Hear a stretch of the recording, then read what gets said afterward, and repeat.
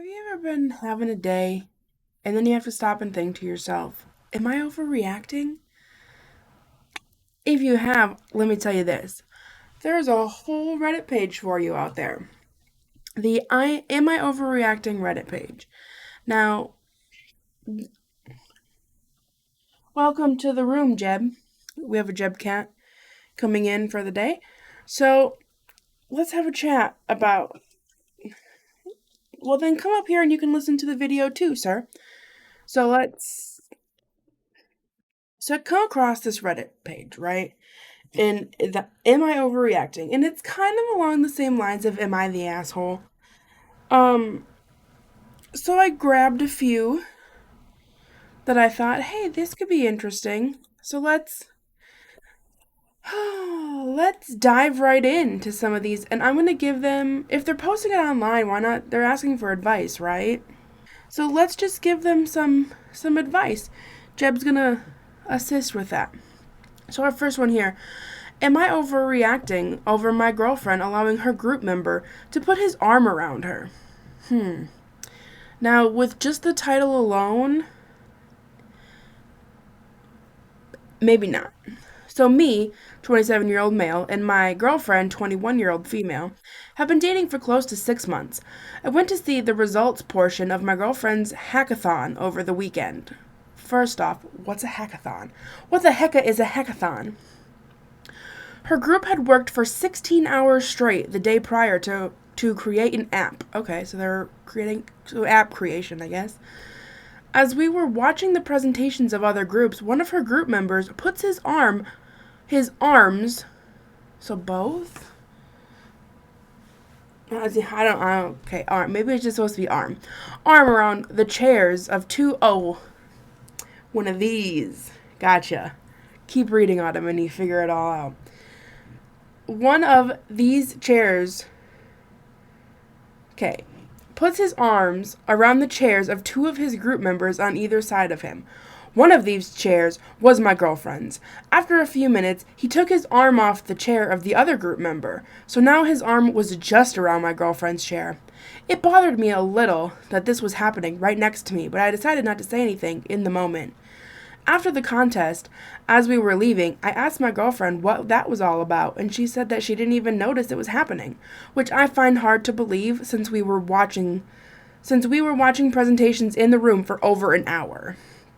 Additionally, she mentioned that they were talking to each other for 2 to 3 weeks about 8 months ago, but nothing ever came of it. She says they only ended up kissing and that was it. This added detail made the situation even worse in my eyes that she allowed this to happen right next to me, with a guy she had feelings for in the past. My girlfriend sees this as a no big deal and thinks I am making something over nothing. Am I overreacting over this situation? Is putting your arm around someone's chair harmless? Putting your arm around somebody's chair is very harmless. How many times do you sit and kind of just, I mean, bruh, she's dating you. She said nothing happened with this dude. They kissed. Whoop-de-doo. So, I mean, I'm going to go out on a limb here and say, yeah, you're kind of overreacting just a wee bit on this one, my friend. I'm sorry. If you're kind of that insecure about it, maybe y'all need to not be together. You know what I'm saying? Alright, on to the next one. My boyfriend cheating on me because he found out my body count. Ooh, okay. So body counts online have kind of been a big thing lately. So you're talking to new people and they're like, "Oh, so what's your body count?" If that's not a red flag within itself, then I don't know what to tell you. What happens before relationships that is not with that person is none of their business. As long as you are both clean of STDs and all what have yous, who cares? That's my opinion. You have your own, whatever. I'm on the verge of ending things with my boyfriend Darren. Ooh, we get names. Darren is a 24-year-old male because he cheated on me. Okay. Well, goodbye, Darren. The crazy part is, he did it for revenge. Long story short, he found out how many guys I've been with. I've slept with 12 guys, which made him furious, so he cheated on me. I guess he wanted to get payback. Keep in mind, I've never cheated on him, and all those experiences happened before our relationship. His argument is I never told him when we first got together, but he never asked me. I'm not going to bring up the past randomly. I figured, don't ask, don't tell. Well, maybe this was a mistake by me because he claims it's way too high for a girl. Bye, Darren. In my opinion, it's not even that high.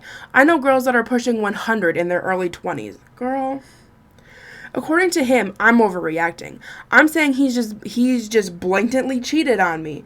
Now I'm tempted to end things. Is it even worth giving Darren a second chance? No. Goodbye, Darren. Have a great time with your girlfriends in the future. Girl, leave him, please. And then update Reddit again because I'm curious. Okay. So you know how if you are doing handiwork out in the yard or something and you maybe lob off a finger, you're supposed to put it on ice and go to the emergency room, whatever, they can reattach, everything's fine dandy. This post starts off, am I overreacting that my girlfriend threw away my severed toe?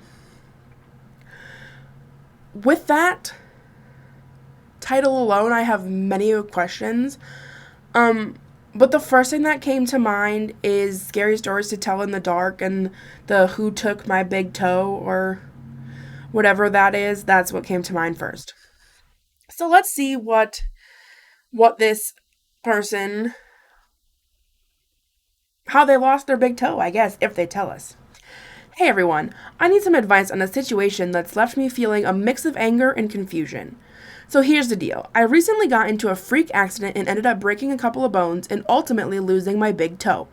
It was a pretty traumatic experience, but I decided to keep the toe as a sort of macabre keepsake. Why not have it reattached? Okay. I know it might sound odd to some, but it was my way of coping with what happened. I mean, whatever helps you sleep at night. That's all that matters. Fast forward to yesterday, I came home to find out that my girlfriend had thrown away my severed toe without consulting me. I was shocked and furious. I feel like she violated my trust and disregarded something that was deeply personal to me. Yeah, bro been with that toe since he was born. How could you?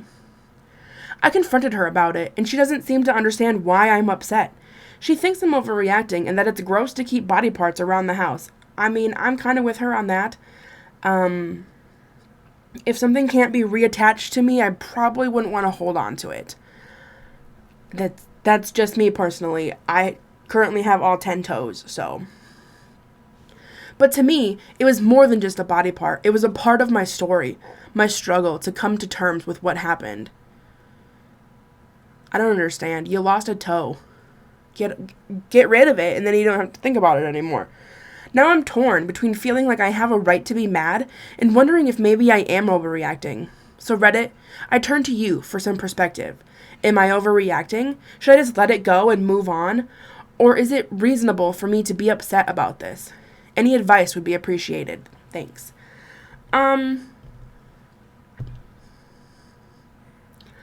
Maybe therapy would be better. That's just my opinion. I feel like after traumatic incidences such as losing body parts, most doctors would recommend therapy. But again, I have all my limbs, 10 fingers, 10 toes. I have everything, so I don't know. And I have had my tonsils out, and I can tell you, even though I was 6, I didn't have the urge to want to keep them. So, I don't know, man. Maybe time to let go of that big toe. But that's just me. Okay, on to our next one. Am I overreacting? I've taken 3 personal days in a row at work and feel as though I'm the bad guy. My 31-year-old boyfriend... they're 31, boyfriend, except... Your boyfriend's 72 and you are 31? Dear Jesus. That'd be like dating my grandpa. No, thank you. Okay, so his 72-year-old boyfriend has pneumonia and is in the hospital. I am a worrier, so I usually take off work when he's sick, and especially when he's in the hospital. You might be needing to take a whole lot of time off work if you're 72. Okay. Last year, he developed kidney disease and almost passed. I'm so sorry for your almost loss. So his health always hasn't been the greatest. Today is the third day I've called off from work and taken a personal day. I work at a factory and we have a fully staffed machine currently. Each day I've woken at 9 a.m. and arrived at the hospital at 11 a.m. and stayed till 6 p.m. and 5 p.m. each day. Okay, that needs to be 5 p.m. and 6 p.m. each day. Visitors are supposed to leave at 8 p.m. Today I'll arrive at noon and stay till 8 p.m. Am I overreacting to me taking 3 personal days and having done what I'm doing? Edit. I'm done replying. Edit number 2. I just noticed some, if not all of you, assume I'm a girl. I'm a guy. I'm gay. Okay. I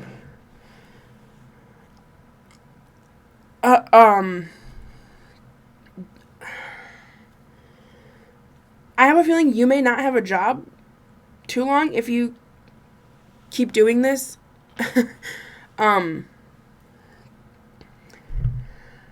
I get you want to be there for your person. However, what can you do from the hospital that the doctors and nurses aren't already doing? You know what I'm saying? And, okay, so you're saying your machine is fully staffed, but if you're calling in, then it's not fully staffed. You know what I'm saying? Like, that doesn't make sense. So, you're kind of the bad guy. A little bit. Okay, so we will do one more. Okay. Am I overreacting by being disappointed that buying a graduation cap would make my mom sad? Okay, for one, no. That's dumb. Your mom should be proud of you and want you to have a graduation cap. Right? Okay, maybe we should just read and see what's happening.